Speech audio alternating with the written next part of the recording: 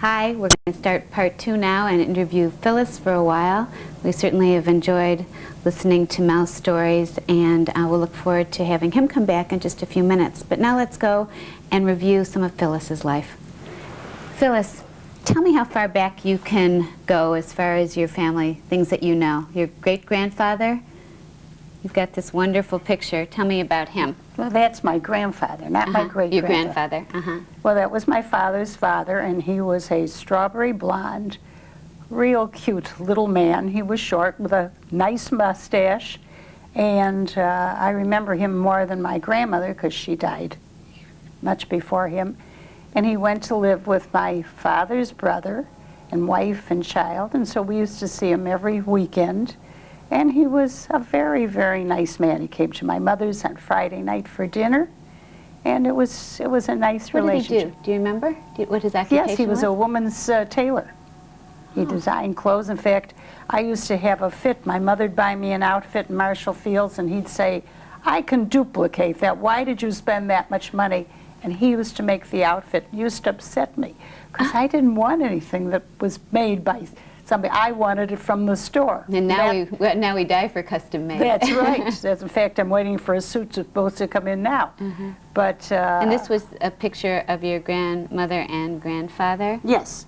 And I don't even, that might have been taken, he came from Austria. And my father was born in Budapest, but he came here when he was 6 years old. So this has to be an old picture. Yeah. And her name was Regina, and I almost named my daughter after her. I was going to call her Gina. Oh. But instead she got named after the other grandmother, who was Mary. Okay, well, that's right. We'll talk about that later. Now this is your other grandfather. Yes. That was Frank Kaplan, and my son has his middle name after Frank. And what did he do? He owned garages on Broadway. He had 2 garages on Belmont and on Melrose. And in those days, they even had a touring car that used to pick the chauffeurs up for the Belmont Hotel. Oh, my goodness. That I remember very well. And the chauffeurs had a room in the garage, and when they got a call, then they'd go pick up their patrons, and very different than life today. Yes. Where did he come from? Probably Russia. Because as I said before, he died when I was 3, 4 years old, so I really didn't hear too much about his background. But he brought all his immigrant sisters and brothers over, and I guess they came from Russia. And this was your grandmother? That's my grandmother, Mary, my mother's mother. And don't ask me where she came from, because I assume it was Russia, too. I have no idea. So you don't know when they came? No, I don't even know if they met in this country, or it was never discussed. We just never discussed it. But this woman had the thinnest arms and legs for her body, and she was always breaking a leg or an arm. This I remember as a kid. My grandmother was going to the hospital because they had to set her arm or her leg, because her legs and arms were too thin for her body. Oh my goodness. Now, this picture is a young picture of your mother. If you want to point her out. And you want me to use the pointer? Okay. That's my mother right there. Do you know? Frida. Frida. Do you know when she was born? Well, she died when she was 74, and she's gone, about 18 years. So, if you can figure that out. My mathematician is not in here.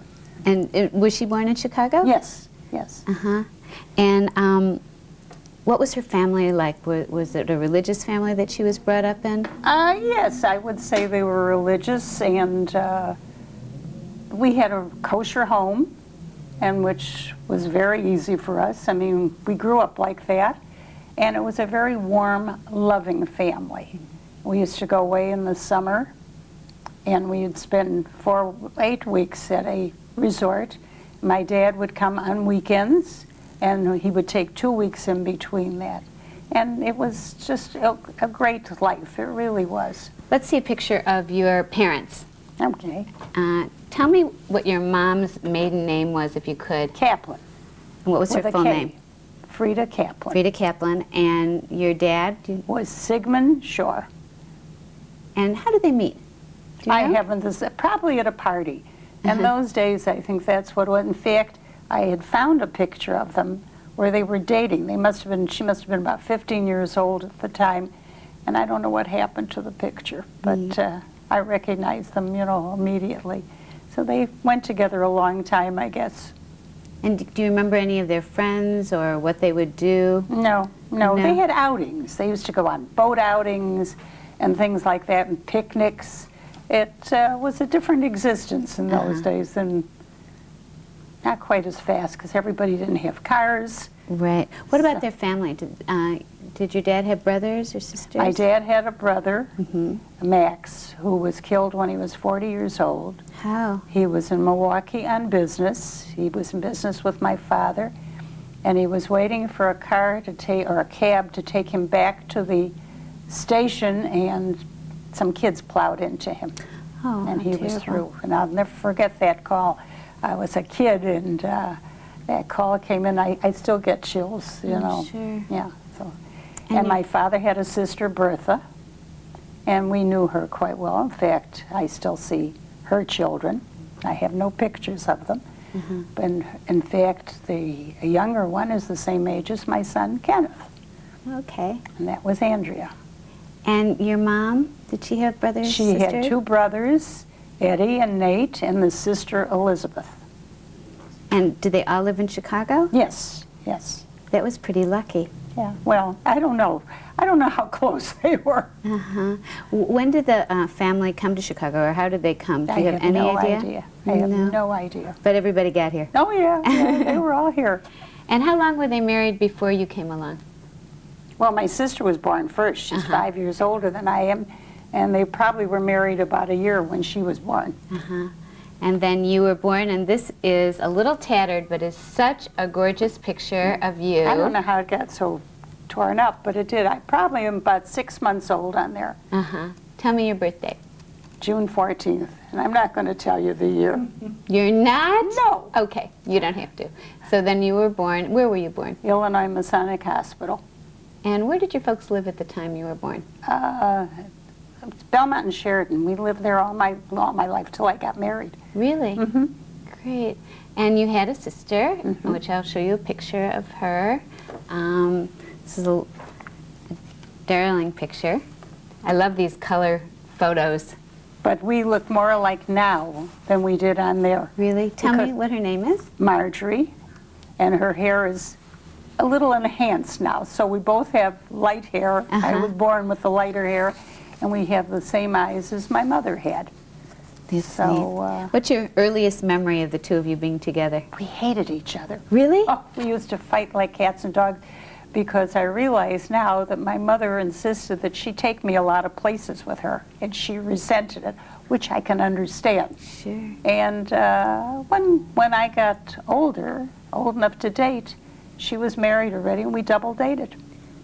Then it was So, okay? Oh, yeah, it was fine. What was the neighborhood like that you grew up in? There were a lot of Catholics on the streets. There were very few Jewish people.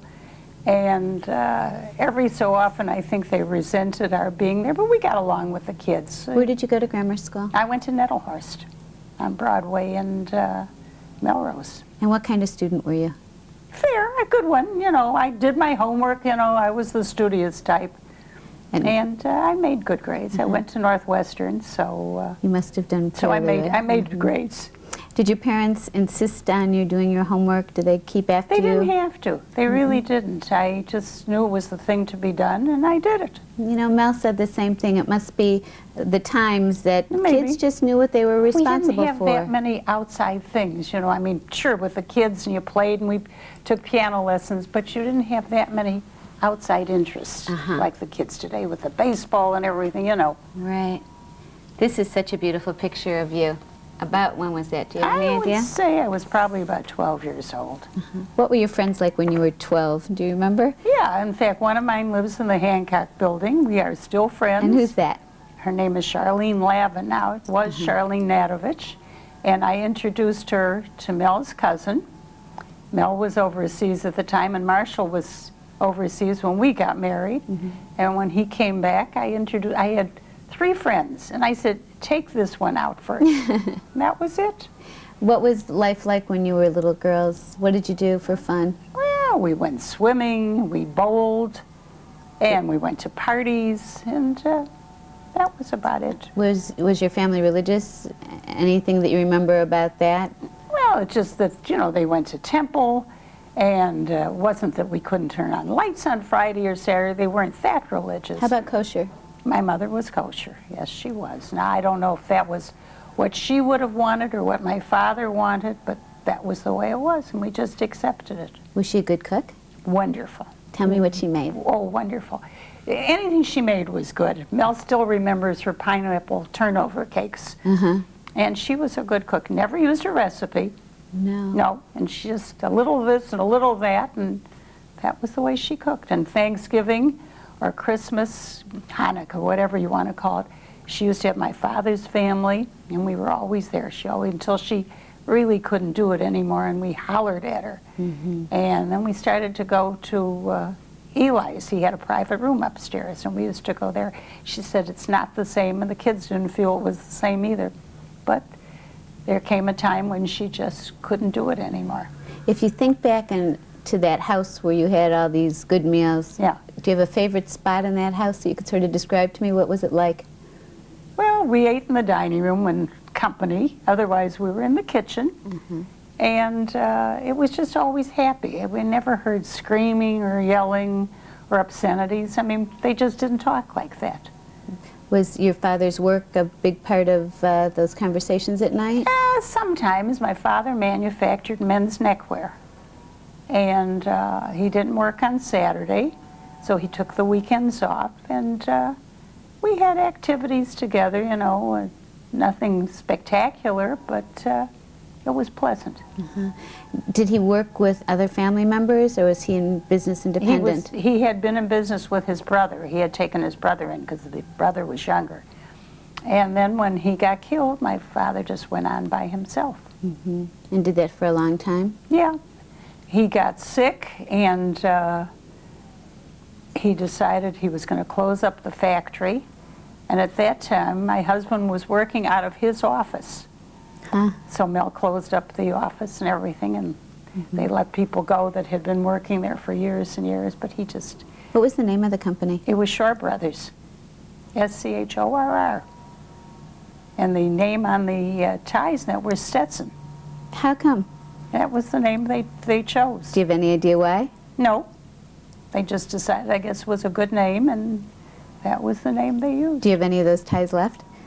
No, probably had them up until fairly recently. 'Cause he used to make me bow ties, and I'd put sequins on and things. Really? And yeah. Oh, that sounds wonderful. It was great.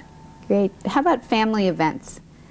Did you get together on Friday nights and holidays? Well, there used to be, my mother had a cousins club, and so This once, must have been popular. I hear Cousins Club. What was that? well, that, you know, people got together like that. They didn't go out. They had a picnic in the summer where all the cousins got together, and then once a month they had this cousins club, and they would serve a big dinner, and there were a lot of people, and the kids weren't invited to that. No? No, it was all just the adults. The picnics, of course, we all went to, and it was just a nice time. You remember it being fun? In fact, what broke it all up is that one cousin married somebody else's cousin that was in the family.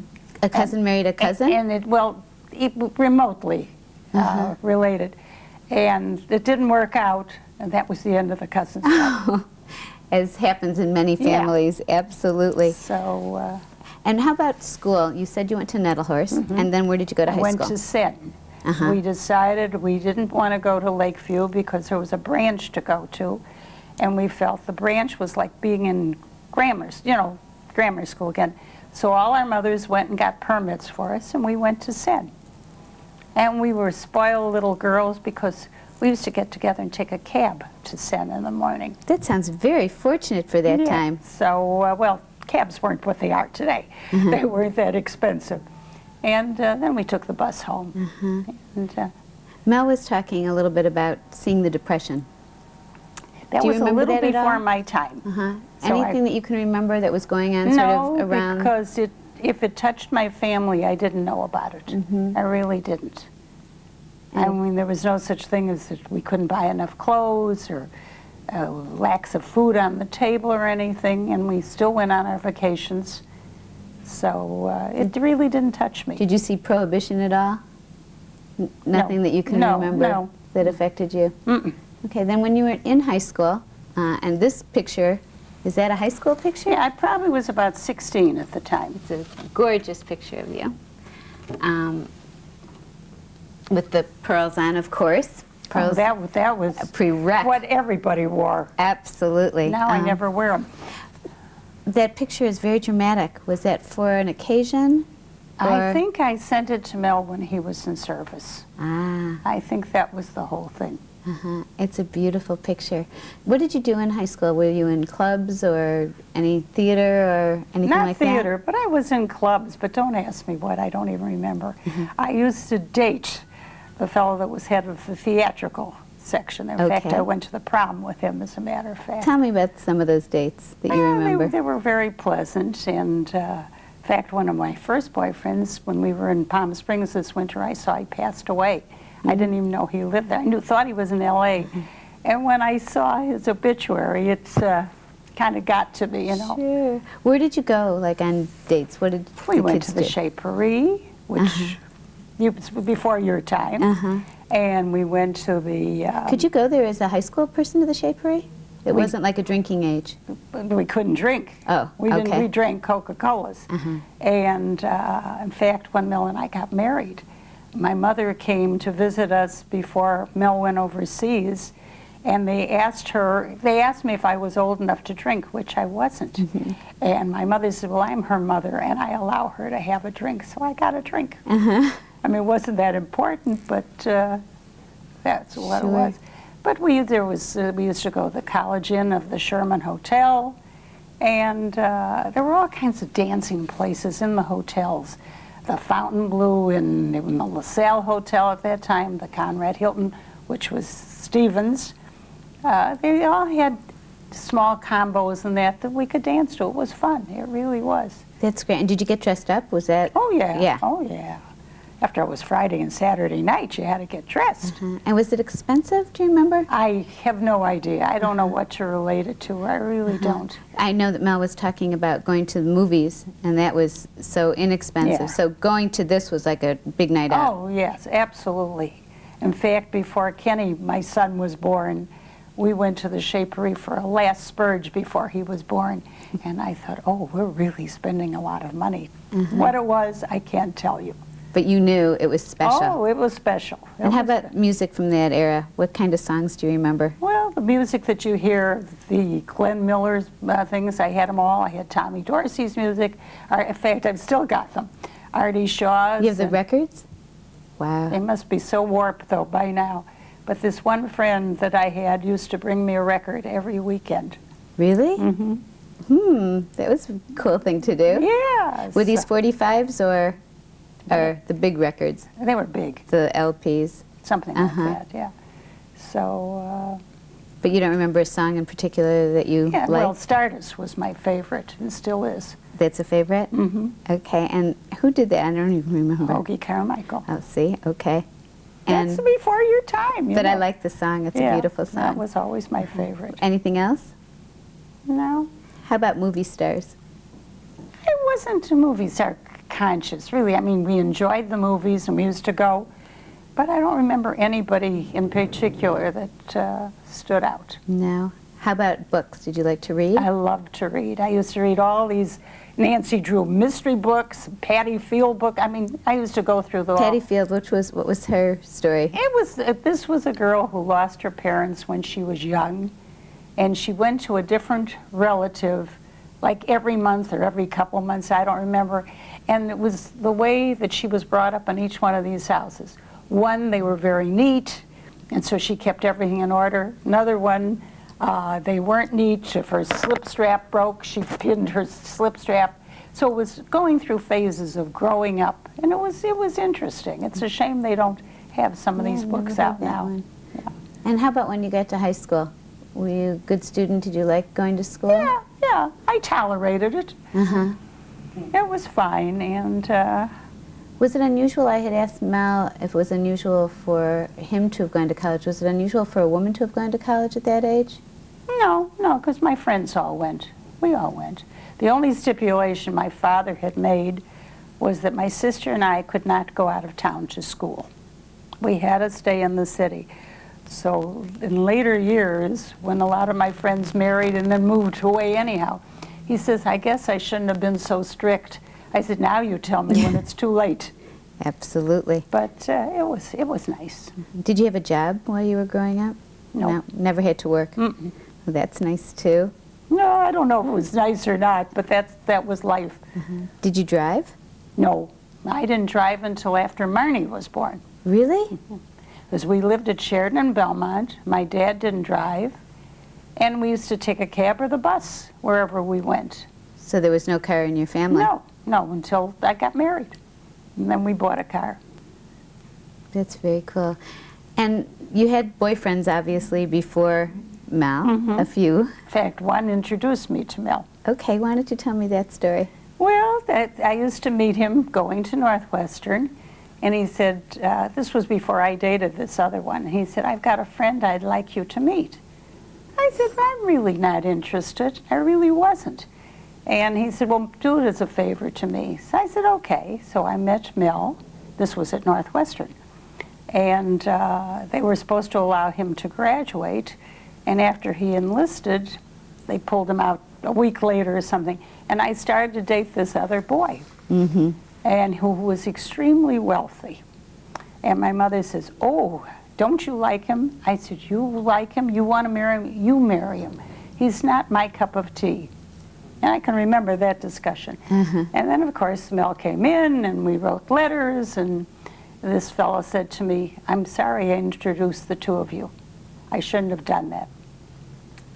So how long did you really know each other before? we just wrote for a year. We really didn't know each other well. We had only gone out 3 times, and we wrote for a year, and my mother said, you know, when he comes in on leave, he's going to ask you to marry him.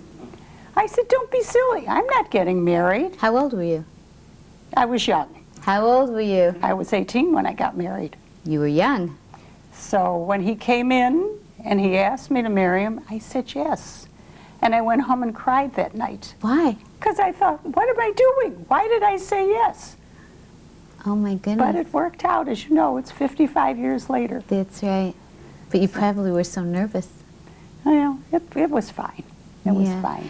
You've got some pictures here, and we'll get to pictures of your wedding, but I'm not sure the chronology of these pictures from dating. You dropped one there, so. Yeah. Oh, these pictures in this album, most of these are after we were married. After you were married. Okay, well, because the only wedding picture that I have is a really little one. But I want to show this one because it's so beautiful. But there was a big one. There was a bigger one. Maybe is it in the album? It might be in there. I don't know. We're going to take a look. Can you get this one, Bill?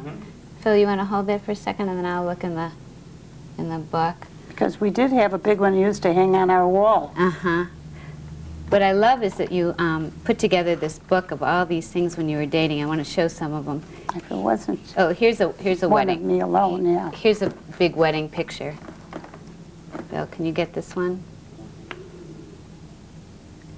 Now tell me about this picture. You told me a good story about it. The wedding picture? Yeah, your mother Well, didn't my like mother didn't want me to take them when we saw the proofs because my hair looked very dark, and I always had sandy color. Well, it looked like it was bleached when I was little, and then it was sandy color, and she didn't want me to take the picture. She said, your hair is not that color. And Mel was going to go overseas. We knew it was just a matter of time. And I said, Mother, if he goes overseas and God forbid he gets killed, we're not going to take the pictures over again. I want these pictures. So we got the pictures. And it's beautiful. It really is wonderful. And you got married where? At the Knickerbocker Hotel. I think I have a picture of the Knickerbocker Hotel. Phyllis put together this wonderful book, and this is from the wedding, the Knickerbocker Hotel. And I have the wedding invitation, which is very formal, beautiful. Oh, things were, much more formal in those days. There was no such thing as an informal invitation. There really wasn't. It was special. With the respond cards and everything, not that you write your own respond like you do now. No. What do you remember from that day?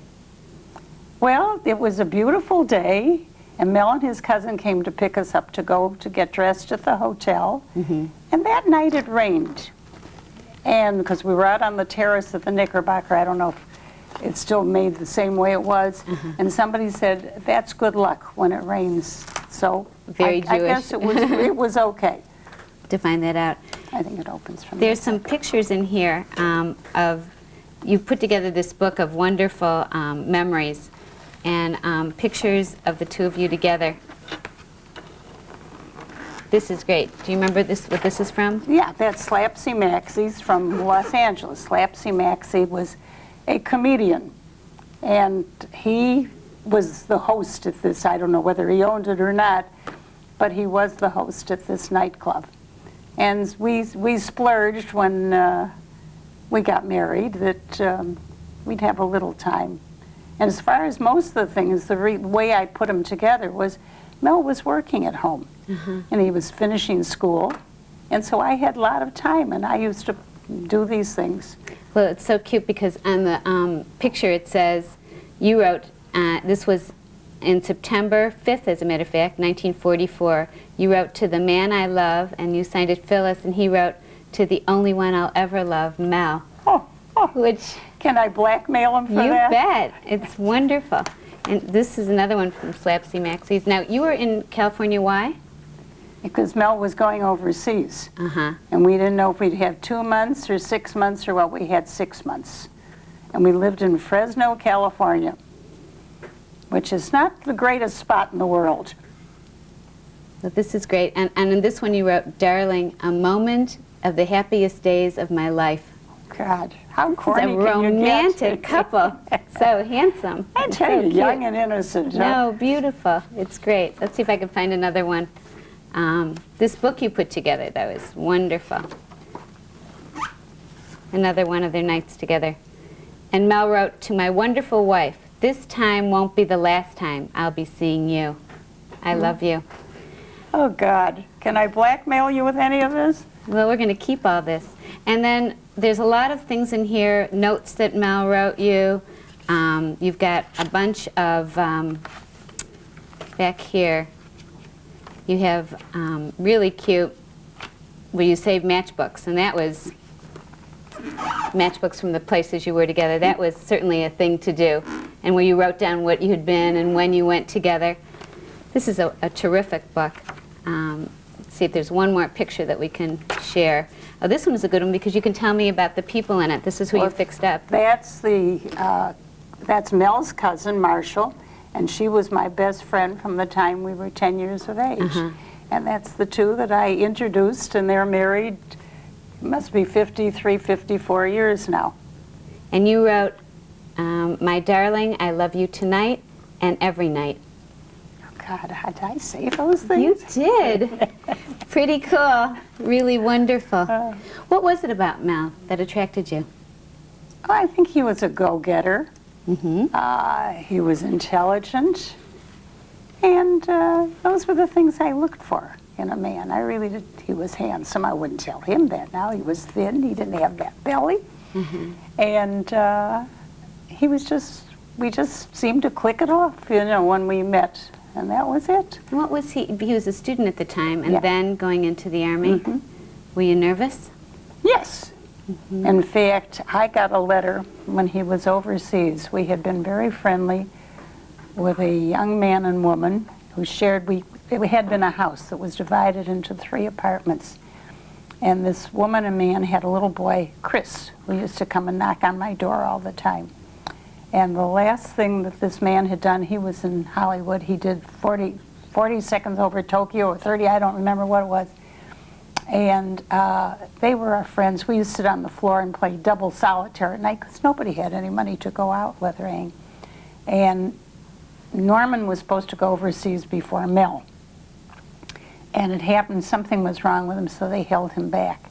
And his wife, Gloria, said, oh, sure, You're lucky your husband's going here or there. Well, Mel went to the Pacific, and when Norman went, he went to the European sector, and he got killed with his squadron. He was walking across the field, and the gunner was cleaning his guns and killed him.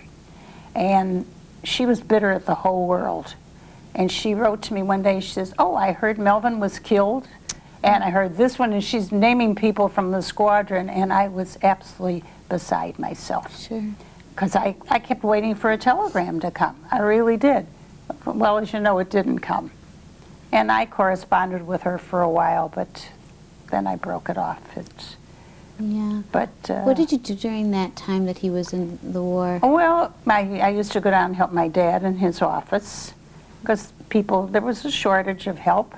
I helped my mother in the house because I lived at home, and that's how I occupied my time. And you wrote to him Yeah, and I often? wrote him every day. And I heard you sent salamis. Yeah, well, that was thanks to his father. His father knew them from Lazar kosher, and he used to get the salamis. We didn't have to give our ration stamps for it. So he used to get them, and the people in his squadron, they used to come. They were moldy and everything else. They loved it. They thought it was great. What's a ration stamp? We had to have ration stamps to buy meat. You were only allowed so much. I don't remember if it was a month or a week or what, and if you used up that allotment, you were through. You didn't get any meat. So, I mean, it wasn't really that much of a hardship, but that was it. So we used to get coupon books for everybody in the family that was of age. Mm-hmm. And that's what we did. So we didn't want to waste it sending it overseas. We never knew if he'd get the package or not. Right. And so my father-in-law would get these packages and we'd send them out. Tell me what it was like when he came back. Well, it was great. It really was. We were very happy to see each other. Where was the reunion? And we went to Detroit. We couldn't afford to go anyplace else. First we went to the Palmer House. And we stayed there overnight. And then we took his father's car and we drove to Detroit. And we wouldn't tell anybody where we were. And I don't know how many days we were gone. Probably not too many. Mm-hmm. And then he came back and he had to enroll in school again and finish his education. And I've got a picture. We'll see if we can get it, of graduation from Northwestern. Mm-hmm. And there you are with a big coat on. Why is there a big coat? Because my son Kenneth was there. He came to his father's graduation. Well, we're going to talk about him and Marnie and grandchildren in the next time we come back to you. But now we're going to take a break and we're going to talk about business with Mel. Oh, good. And we'll bring the two of you together. Okay. Thanks. Thank you. Now we're going to take time to talk with Mel about some of his business ventures, but first I want to lead back to Phyllis and ask Mel that question that I asked Phyllis. How was it that you decided to marry Phyllis? What was it about her that attracted you to her? She was pretty. She was smart.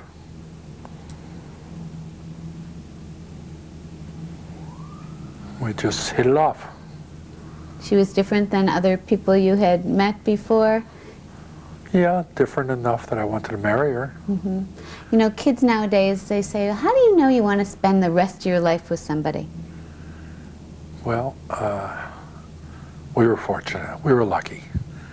I don't think 1943 or 1944 we were smart enough to know that it would take. Worked at it. You know, like every other couple, we had some working at it to do to accommodate each other. It's important to know that it takes work. It does take work. Marriage is like any, I like to equate it to a business, but if you want to have a successful business, you got to work at it. You got to be dedicated to it. You've got to enjoy it. You know, all those good things come, and nothing in life probably comes too easy, but the rewards are pretty good. So whatever it was, fate, not sure fate has much to do with it, but whatever it was, it worked out. It sure did. How lucky. And it is lucky. I am lucky. It's wonderful for both of you. So you got out of college. We saw that picture. No. And Phyllis is pregnant. What are you going to do? 1947 was a great year. I had taken the CPA exam before I graduated. I graduated either the end of May or June of 47. They gave the exam in beginning of May of 47. My son was born August 3rd of 47, and in August I was notified I had passed the CPA exam. So 47 was a pretty good year. And what did you do with that CPA? Well, by the time I had gotten it, I had already had a job working for a CPA firm, and I continued working with it. Actually, the certificate or becoming a CPA was not that significant at the time and enhanced my position at work, but I worked for a small firm, and I stayed with them for 2, 3, 4 years. I'm not even sure how long. Did you handle various accounts? How did people come to you? Handle accounts, did audits for their clients, various accounts. They were a small firm, and generally they were small business What was clients. this firm called? Wolf Chazen and Company. And as I say, I stayed with them for a couple of years, and then I decided to go on my own. By that time, it was about 1950. My daughter was born in April of 1950, and it seemed like a good time to go in business. So I started out, and I had lined up a couple of small clients, and things progressed from there over the years. What was the name of your company? Started out M.H. Lieberman and Company, and then my first, or one of my early employees was a fellow named David Veach, and later I made him a partner, and the firm became Lieberman and Veach. And as we hired more people and expanded, we took in additional partners, employees that we made into partners. So in about 1970, we had a fairly good-sized firm. There were 4 or 5 partners, and we had a difference of opinion as to the direction that the firm would take, and we decided to part company. So at that time, I merged my practice with Alexander Grant & Company, which was one of the large national accounting firms. How did you get to do that merger? Well, they solicited me. A friend of mine, a matter of fact, was a partner there. He happens to live in this building. Gil Lynn was a partner at Alexander Grant. I knew him. And when we split up our firm, he called me and asked if I'd be interested in talking to managing partner of Alexander Grant. And I was, and they made me an offer to become a partner there, merge my firm, bring my, quote, expertise to them.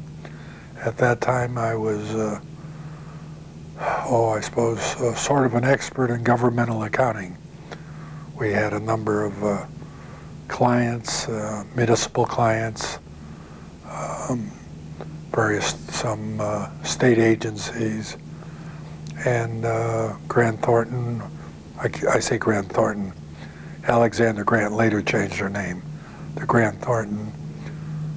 They had very little of that business, and so I became a partner, and then eventually I became, I guess, director of their governmental accounting practice, or co-director, not sure. And so I was with them until about 1979. What did you like best about it? About being with them?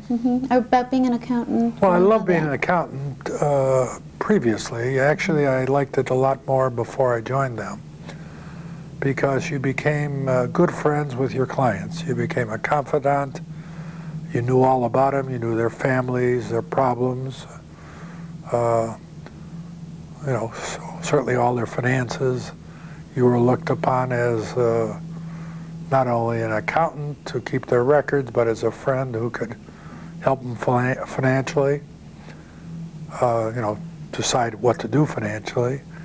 And it was a very worthwhile profession. As a matter of fact, some of my friends today were clients that I had many, many years ago that some of them did not stay with me when I went to Grant because they felt it was too big of a firm. Mm-hmm. But many of them were still I'm still friends with. When I got to Grant, the nature of my profession changed. I was more of a, quote, rainmaker, term for a business getter. Okay. And because of my contacts that I developed in state government and federal agencies and municipalities, most of my job was to bring in business, and they assigned other partners or managers to do the work. It was fun for a while. I traveled all over the country. I went to various offices of the firm, took them into state capitals, told them, quote, how to ask for the business. Very old saying about how do you get business? You ask for it. Mm-hmm. No different in accounting. But during these years, I had invested many years earlier in a company, Quartet Manufacturing, and How did you get to that? Well, a number of years ago, I was introduced to Dave Green and his partner, a fellow named Jim Trins, and they had an idea to go into a business to sell bulletin boards, chalkboards, etc., and they needed some financing. At the time, my brother-in-law and I put some money, invested a small amount of money, very little really in hindsight, and we got them some bank credit, which we guaranteed, and we became co-owners. Jim Trins, shortly thereafter, left the company, decided it wasn't really what he wanted to do, and many years later, my brother-in-law elected to be bought out, so it wound up with Dave Green and I were the owners until about 1979. I acted as their accountant, spent part-time with them, and then in '79 I retired from public accounting, retired from Grant, took early retirement. I was 58, I think, at the time, 59. And I spent full-time or almost full-time at Quartet Manufacturing until, for about 7 years, and the business grew rapidly. Concurrently with that, I started making investments with a former client's son in the hotel business. And I found that attractive and profitable. Tell me about that. I've got some pictures of your hotel mergings. Maybe you can tell me some of these people. Okay, well, Maybe this one. Those are some of the people you were yeah, involved this is actually, with. Put this over here. this is my partner, Steve Schwartz. Now, how did you get involved with him? Well, that's Jim Schwartz, Steve's father, and Jim was a client of mine. Jim, pardon me, Sure. owned a number of 7, 8, 9 Holiday Inns. He was a client of mine for many years, and I knew Steve from almost the time he was born. And as he grew up, he also became a CPA, went to work for Price Waterhouse, and then a couple of years later went into his father's business. Mm-hmm. And about 14, 15 years ago, he decided to strike out on his own with his father's help and my help. We invested in some of the early hotels. This picture is at a groundbreaking of the Fairfield Hotel in Bloomington, Indiana, which was one of the first hotels we built and actually still own and operate in Bloomington. It's a good hotel. I've stayed there. It is a good hotel. And this one? Good hotel, by definition, it makes money. Yeah, it's a nice hotel to stay at as well. This is a little later on. Again, Steve Schwartz, myself. These were, I think this was a groundbreaking in the Hampton Inn and Suites that we built in El Paso, Texas. And these were local people that two of them became partners in our venture there, and we still have that hotel. It still operates in El Paso. And this one was from the opening? That was the previous one was a groundbreaking, and this was the grand opening, again in El Paso. Yeah.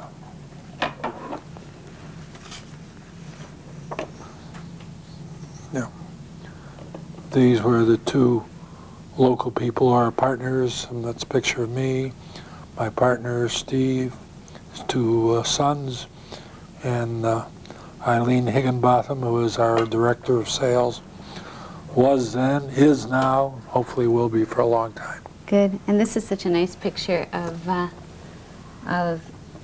partners, Well, original.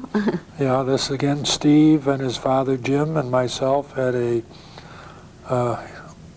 either a groundbreaking or a grand opening. We were great for cutting cakes. Eileen Higginbotham says that I've got to be at every grand opening because she's got a collection of me cutting cakes. It's good. So we'll have a couple more this year. So. And then besides hotels, you've branched off into bars? Well, no. This actually was not. No, I hate I'm the only food teasing. and beverage business. But we do in our hotel. We have a Ramada Inn in Columbia, Missouri. That was one of the first hotels we bought, and we decided to change the concept in 1994 from the existing food and beverage operation to a barbecue grill and bar, and we called it Mel's Barbecue Grill and Bar, something like that. And my wife and myself were at the grand opening, and they made a big cutout of me holding a stein of beer. And wearing a skimpy outfit. And wearing a basketball outfit, which I've never worn and will probably never wear. You look pretty But good in it. this was the, as I say, the grand opening in spring of '94. Okay, so you've certainly had a number of businesses. Yeah. What did you learn from being a CPA to going to Quartet? What are some of the business things? Probably what I learned was that depend on other people, trust other people. Other people can make you successful. I had a certain amount of expertise. I was a reasonably good accountant. I had some decent business sense. I helped a number of clients become quite successful, quite profitable. But in everything I've ever done, it takes more than one person. Nobody becomes a success on their own, even though you hear a lot about self-made people. They're somewhere along the line, they had an advisor, a partner, a friend that they were able to do things with. And whatever success I think I've had is when I chose a good partner. Now, we've skipped entirely those business failures I've been involved with because nobody talks about failures, but what were some that maybe helped you learn? well, it did help me learn. I was in a business venture with a partner who I had been in high school with, and turned out he just wasn't a good person. That's a little strong. When the pressures came, he left. And literally left. He left Chicago, went to California. So he just couldn't handle it. So what I learned from that and from other people's mistakes is that there is more to success than just being smart. There's character, which probably counts as much as being smart. If you're going to have a partner, make sure he is, and there's a term in Yiddish that I use often, a heimische Mensch. A heimische Mensch, translation, means a good person, a warm person, a person you can trust. And I've been fortunate to pick heimische Mensch as partners in my successful ventures. The hotels, I have Steve Schwartz, who, if I ever had a third child, he would be perfect. Not sure my wife agrees, because he gets me involved in more business deals that she wants me to be in. And then I went in business and quartet with another person who many people would not consider an ideal partner, except he was completely honest and trustworthy, dedicated to the business, and made us a lot of money. And while we sold the business 2.5 years ago, we're still friends. We don't see each other as often as we probably should, but we're still friends. And so the lesson I can give, or lesson I can not give, suggest, is if you want to be successful in business, get involved with good people. One of those good people you got involved with was your son Kenny. Yeah, that's the best. How did that come about? Just very naturally.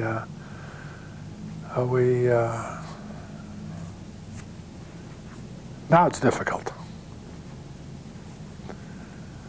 How did it come about? Well, when Kenny got married, he and Barbara had met in Boston. They loved Boston, and they asked Phyllis and I if we'd like to move to Boston. We said no, and they said, well, in that case, they better move back to Chicago, which they did. And he decided, or they decided, they wanted to be in a very stress-free business, so they were going to go into the book business. And I said, fine, not that I had any say. Kenny had a little money accumulated, so they opened a bookstore in Piper's Alley.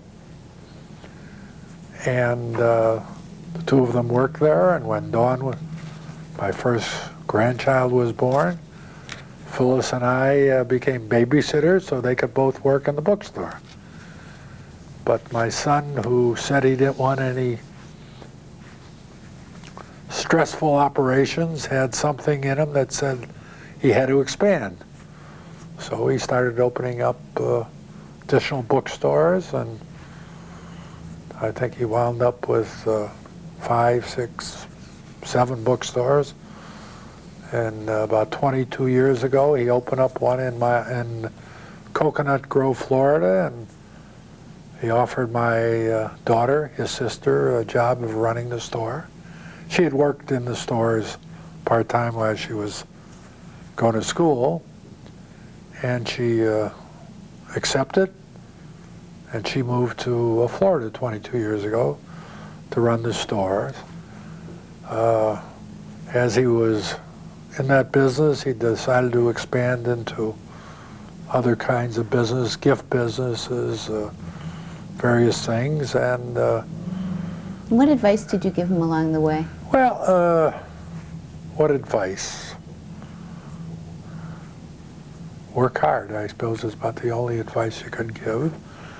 He asked me, and every time he went into a new venture, I would be involved with the lease negotiations, financing the setup, those things.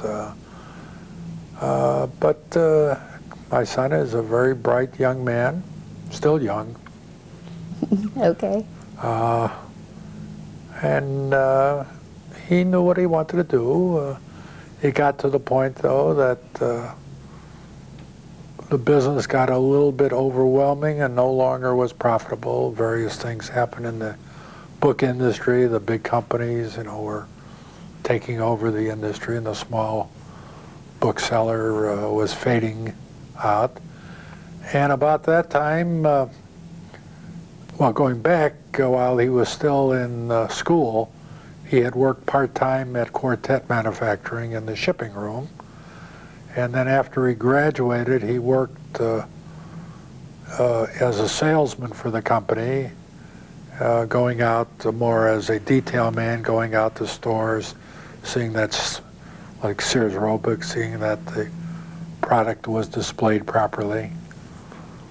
Now this was in the 60s, I would think. Late 60s, early 70s by then. Yes, he was still in his early 20s. And his hair was getting longer, as most young men were at the time. Mm-hmm. And Sears was a very state operation, and one of the bosses saw him at the store, and they called Dave Green, and they said, if he's going to work in our stores, get him to cut his hair. And my son decided his career at Quartet was over, so he took his station wagon and started touring the country. That's how he wound up in Boston. Mm-hmm. And that's a prelude. So he had worked at Quartet, and one New Year's we were in Marco Island, Florida, where Phyllis and I had a New Year's Day party. My partner Dave Green, who had a house in Naples, was at the party. Kenny and Barbara were there. I assume Marnie was probably there. Dave Green talked to Kenny and asked him if he would like to come back to work for Quartet. His hair was shorter. I'm not sure it was at the time. Was his hair shorter at the time? Oh, it must have been. Well, it must have been at that. Yeah, it was past. Well, by this time, Dawn was growing up already, and they were living in Glencoe, and the only requirement was that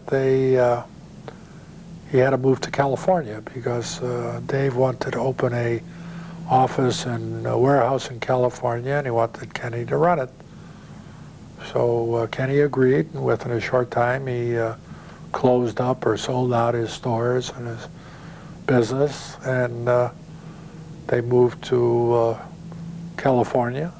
Quartet opened a warehouse. So in fact, at that point, we were partners, because he was working for the company. He stayed out in California for a number of years. I don't remember, 5, 6, 7 years. Wound up in San Diego area. What did you learn about him as a business person at that point, when you could see him? He was, well, we learned something very amazing. My son, who was a very quiet young man when he grew up, was a tremendous salesman.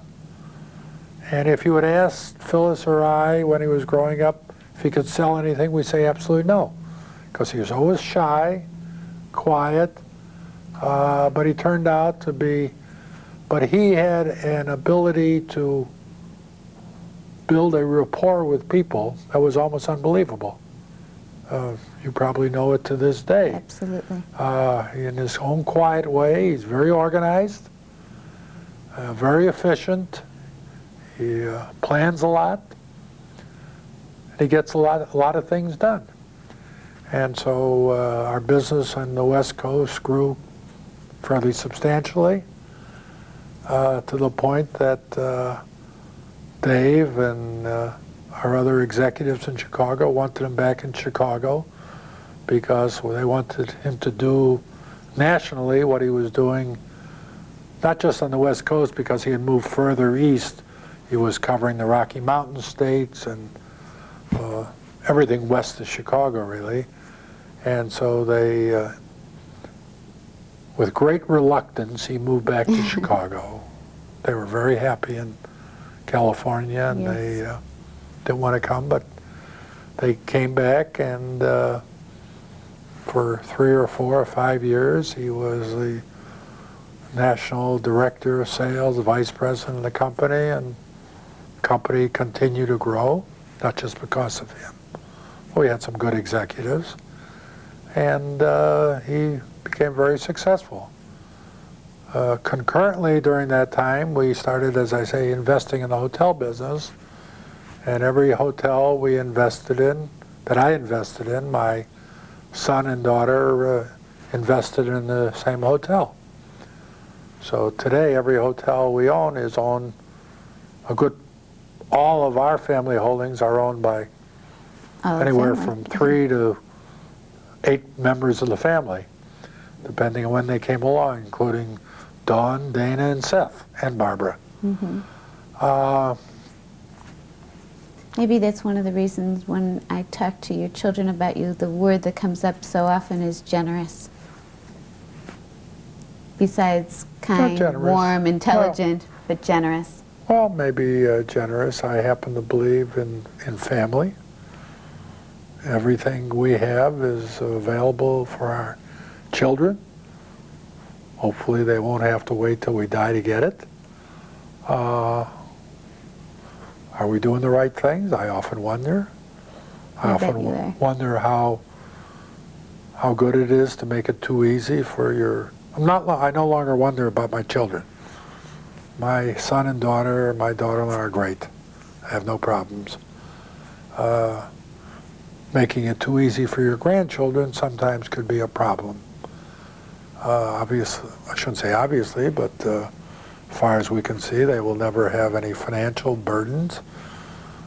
But that doesn't necessarily make them happy individuals, so they've got to learn to live life properly, even with the burden of having money. And I'm not saying that facetiously. No. I say that as some people it could be a burden. We've seen a lot of that. I'm sure we all have.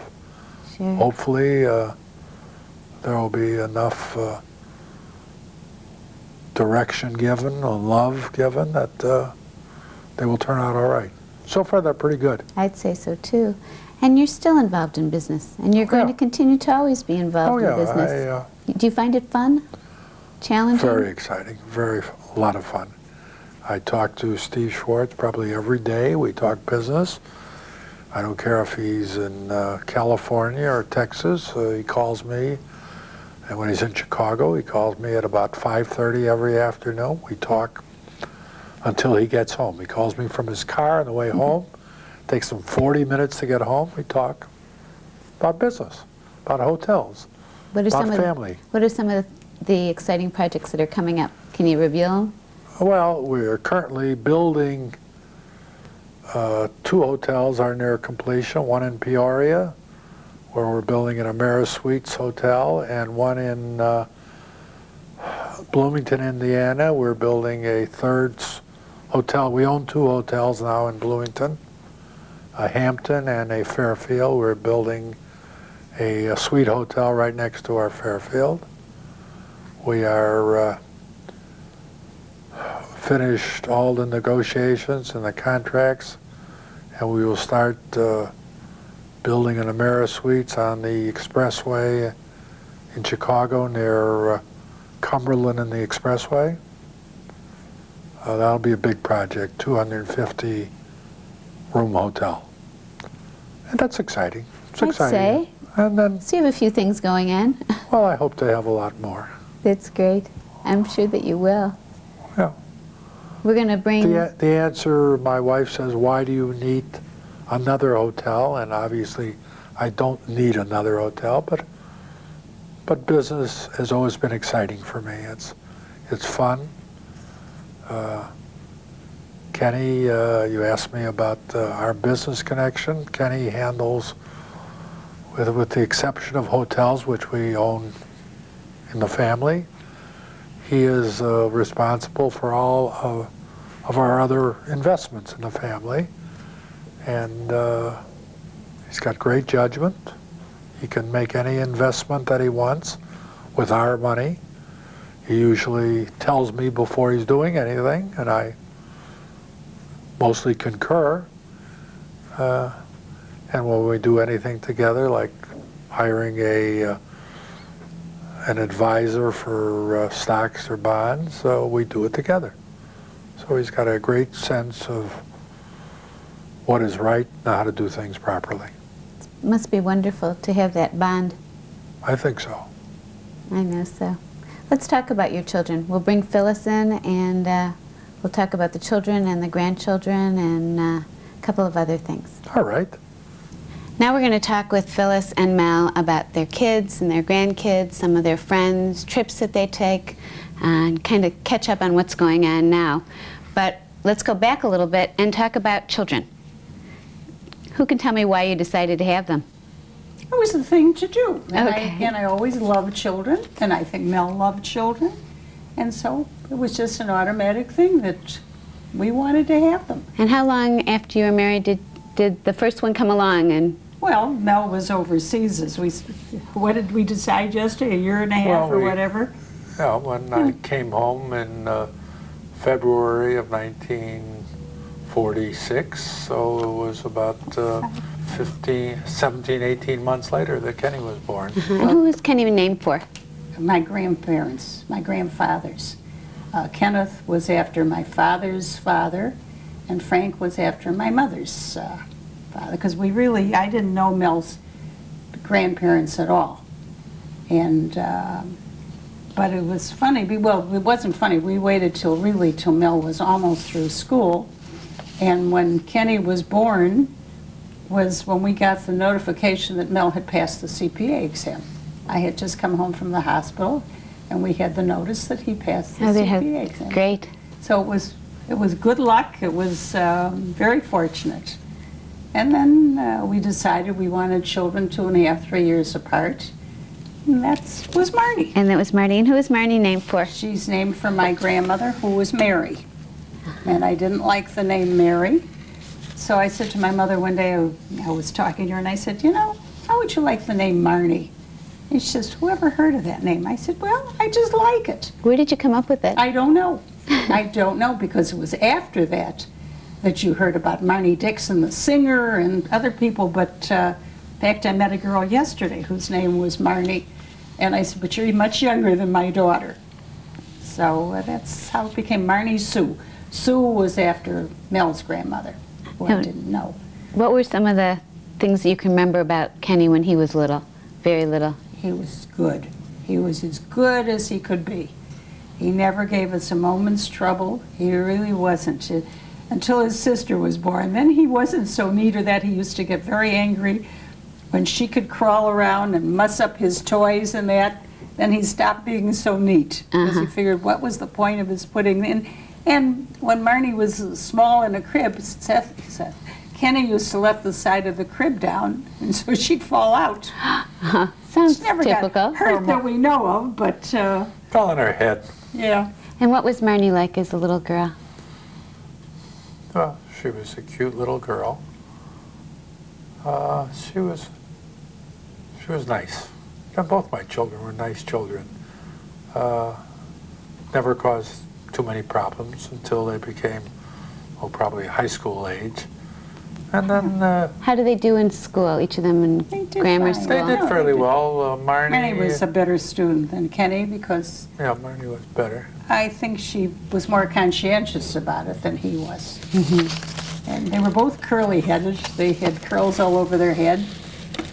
And Kenny was more into sports as a young boy, and Marnie was more into books and studying. She Marnie, read a lot to till this this day, She still could read a book a night. That's why we laughed when Kenny went into the book business. He never read the way Marnie did, but he was interested, and that's what counted. How about family vacations? Did you go on family Oh, vacations? yes. Tell me some of the ones that you remember. Well, we have pictures of going to Florida in the summertime. Well, before that, Well, we went to but let me- Washington, we went to New We York, went to Springfield the first time, Springfield. all the usual places. things But that you're then, supposed to go. for a while, we started going in the summertime in July and Well, you August. couldn't go any Since I other couldn't go time. any other time. We would go to Florida. And we have pictures every summer of Kenny and Marnie and Phyllis in bathing suits. And the only reason you could tell it was a different year, they wore different bathing suits. Because we went to the same hotel for, I don't know how many years, number of years. Long time. And we used to have a good time. Did you fly or did you drive? We Once took the drove- train, no, Once we you and drove- I took the train, then we flew. Oh, no, It we was drove. only one Christmas One Christmas that we we drove, drove and we and said went- never again, but we used to fly. Yeah, we flew. We always flew with the kids. And They had a good time in Florida. They always found kids their own age. There were always kids around it. In fact, we made good friends because of the kids, people from New York, and they had a very good time. Kenny remembers going on a trip where you went through Birmingham, Alabama. No. Was it Birmingham, Alabama? Nashville, Tennessee. Maybe. He remembers a time with a water fountain where he saw whites only on a water fountain. Oh, Mel and I, that was the first time we took the train to Florida. Maybe that was what it was. And when I looked, That could have been Birmingham. Yeah, Could've been well, in Alabama. Effingham, Illinois, any of those places. When we'd stop, and I'd say, "What is that?" I couldn't believe that, because, coming from here, we didn't know of such thing. There was a black water fountain, a white water fountain, and I couldn't get over it. And then even when we got to Florida, and we get on the bus, and they'd say, "Blacks in the back," I think, wasn't it? I went and sat back there. I thought did? It was terrible. I really did. And what was the reaction? Nothing. Nobody said anything, This was already, well, a little later. Things were but starting I to just change. couldn't get over things like that. In Florida, in Miami especially, it was not as bad. Well, They did have curfews. Oh. Blacks were not allowed in Miami Beach after dark. Unless they had a special permit that they were going to work for somebody. So it's interesting that he would remember that.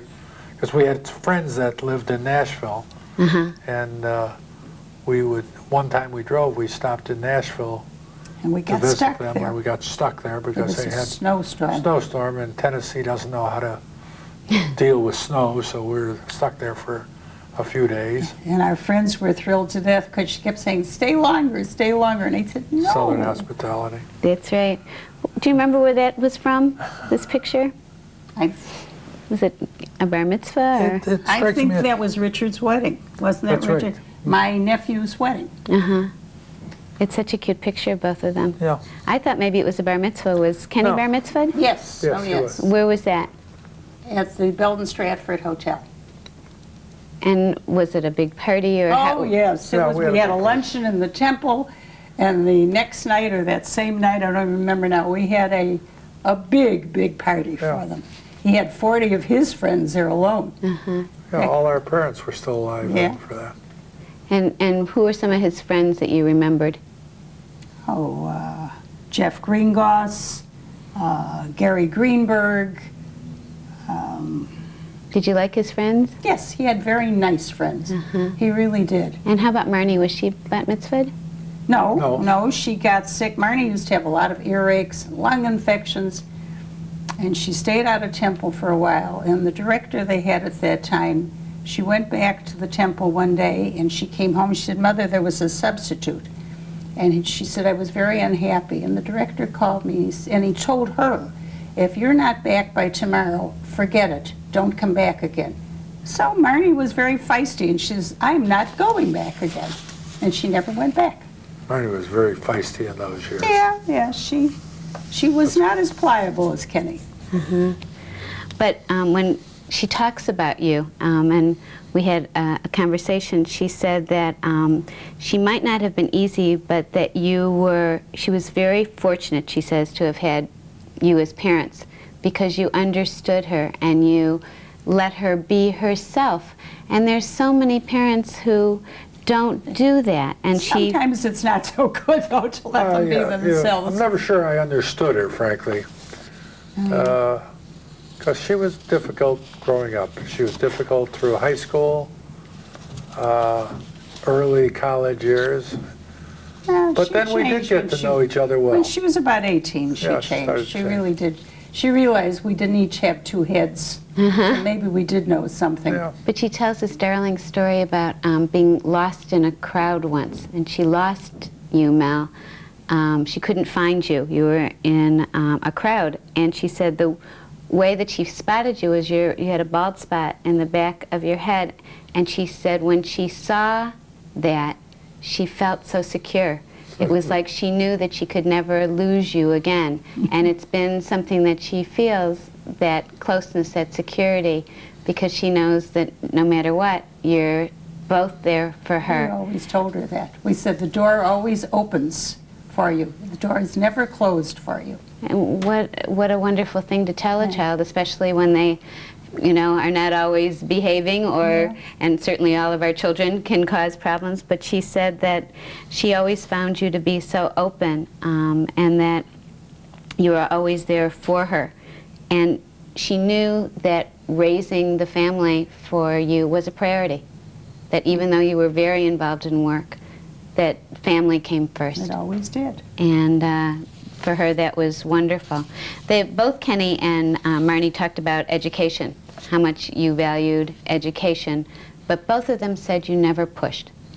Well, we really didn't have to. That's pretty amazing. Yeah, we really didn't have to. They knew it was important, and I think the fact that we had gone to college and that, I think that was a big priority for them too. I really do. Yeah, Kenny says you never pushed your ideas or what you should be. You guided them. You gave them morals. You gave them ethics, but you never said what you should be. And neither one of you said, well, we went to Northwestern. You never put your accomplishments as a model for them. Well, that's very difficult for parents not to do. That's certainly wonderful. For us. And if things didn't go right, Kenny said your motto was, chalk it up to experience. In fact, I always laughed. She's quite strict with her son. And I think being a single parent, she's had to be. And I said, Marnie, I wish I could have been as strict with you as you are with Seth. And she says, Mom, you were too easy. She tells me that. But who knows what is right? No. Right. I've got some pictures of Kenny growing up. That was probably his high school picture. I think so. What was he like in high school? Well, you know, Kenny was very active in sports. He was on the baseball team. He was on the basketball team. But not the football team. We didn't let him play football, and it took years for him to forgive us. I wouldn't sign up for him. And he said, I'm going to go ask my father. And I figured Mel certainly will say, okay. And Mel said, no. So when he started university, I said, well, I suppose you'll go out for the football team now. He says, Mom, if I didn't play in high school, they don't want me. I was so happy. Absolutely. And Marnie, when she was in high school, I've got this cute little picture. It's a little hard to see. What was she like in high school? Well, Marnie was tougher. Marnie, she didn't really know what she wanted when she was in high school. She didn't like her high school. She wanted to go to private school. We sent her to a private school. She wasn't happy there. So it took her a while to find herself, to grow up. And it wasn't until later that, you know, she went back to college. Originally she went to the University of Oklahoma. She went there for, what, a couple of years? 3 years, then she came back and finished at National. At National and Roosevelt. She got her degree at Roosevelt, and it was in later life that she went back and got her master's at University of Miami. But she was already a mother, and Seth was 3, 4, 5 years old when she went back to school. So it's quite an accomplishment to go back and get it. She matured later. And things weren't that easy for her at those times either. Well, she had been through a couple traumatic events. And Kenny in college, I was looking for a picture of him with longer hair. This one certainly isn't the longest of hair. That's pretty tame. Oh, that was tame. But I'll show you. No, in college he was not a hippie or whatever they were in those days. It was after after he married Barbara. Well, not after he married, because he started growing long hair before he went to Boston. Let's talk about his marriage and to Barbara. And this picture, here's a picture from the wedding, which is cute. I'm going to see if I can get it out of this frame. So, maybe not. I think I'll put it over here. I hope it won't glare. Is that okay? Picture from the wedding. That, well, I won't push it. That was from Marnie's first marriage. This one? Okay. Well, we'll talk about that. Forward? So there we go. How's that? So it's forward. Forward? Yeah. Right. That better? Okay, so you can see.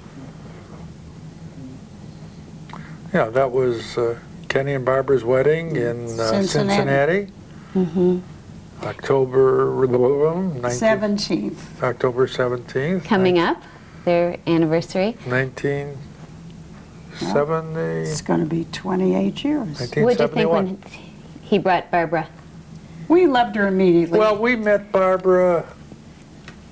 Kenny was living in Boston. We were in New York, and Oh, Kenny we met her brought. before that. I don't didn't think he? so. I think she was in Chicago. They came down to New York to visit us, and we loved Barbara immediately. And I said, I've when are always you loved going to Barbara. get married? It's time you got married. Every time we passed a bridal shop, I'd say, wouldn't she look beautiful in that? When are you going to get married? You'd Well, think I was the bride's mother, not But Barbara groom. was great.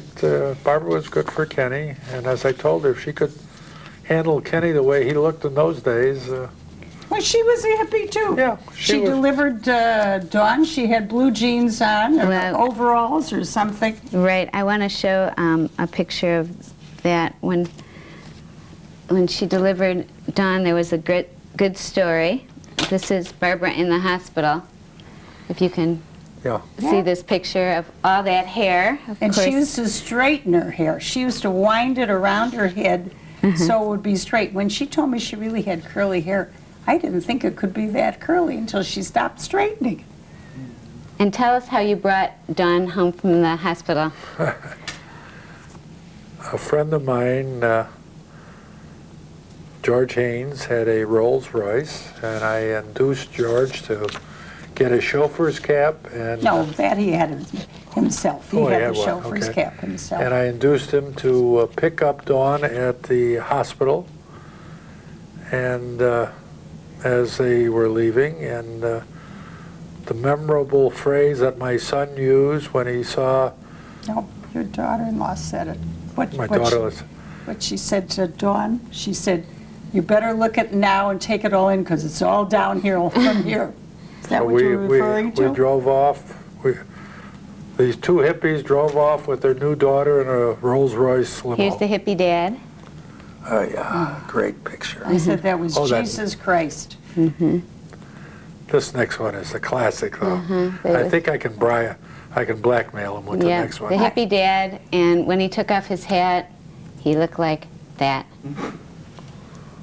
Nothing to laugh about. No, Very and dramatic. We lived through it. yes, and how did you feel? All right, here he comes home. He's got all this crazy hair. He's got these. We were very ideas. unhappy with it. And, But we really didn't tell him he had to cut it off. It was, you know, We figured it was a phase he was going to go through. yeah, We even went on a trip with him. We went to the Bahamas or something, and he had the hair, and we didn't say anything. I figured if Barbara could stand it, who are we to say anything, you know? In fact, there were times when he grew a beard, and the first time he took the beard off, we were in Marco Island, and he didn't have long hair like this. And the girls looked at him and they said, "You know, Daddy, we don't like you without the beard. We're not used to seeing you like that." Remember that? you know, Well, in the that would be in the generous phase of how they look at you, loving, generous, kind. Now this was at Marnie's first wedding. Where was that held? In Glencoe, in their backyard, Barbara's in their yard. garden. It became It's a garden. 725 Bluff Avenue. Uh-huh. Barbara never had flowers in the garden or anything. She never wanted flowers. And I called the florist in, and she had a garden that day. Really? We made a garden out of it, and it was a beautiful wedding. It really was. Wasn't Barbara pregnant? Barbara had had a miscarriage. And I said to the caterer, I said, "My daughter-in-law might be pregnant the day of this wedding." And I said, "I don't care how many people you have to hire. I want this house kept clean. I don't want her to have any aggravation whatsoever." And that day she said to me, "Mom, I think I'm pregnant." That was Dana. Pretty great. And she didn't have any aggravation. They were very nice. They really had worked out very well. This picture is so terrific. Yeah, I mean, it's that's- such a time capsule Yeah. of, Yeah, it of sure where is. they were at the time. Yeah. Let's talk about a little bit more about Marnie. I want to show some of these pictures I think that are so cute of her with, It's funny, we don't have a lot of her alone because most pictures Right. are with Seth. right, but this is such a good picture of her. She looks Baseball player. a baseball player. Oh, She- that was a cute one. yeah, this is darling. Do you remember what that was from? She lived in Coral Gables at the time, and she and her friends, women friends, all got together to have a baseball team. And I think it was Friday afternoons or something. The paramedics were there practically every Friday because something would happen to one or another of the no. girls.